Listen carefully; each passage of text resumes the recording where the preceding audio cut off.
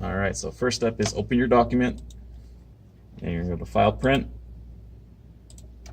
Make sure you select the correct printer, and you want to open the print driver property. So in Adobe, you're going to go to Properties right here. It opens up the Konica driver.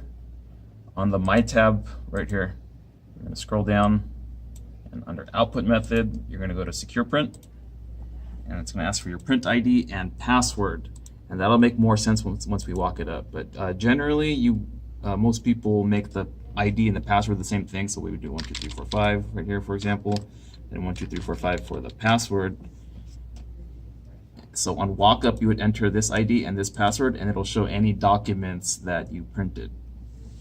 Stop right there. Walk up to the copier. You're going to hit the user box button on the home screen. Hit the home button if you're not on the home screen. So we're going to go to user box. On the left side, there's a public and system button. We're going to go to system, and then we're going to go to secure print. And then we're going to enter the document ID and password that we set earlier. And once you hit OK, you see all the documents that you sent with that ID and password.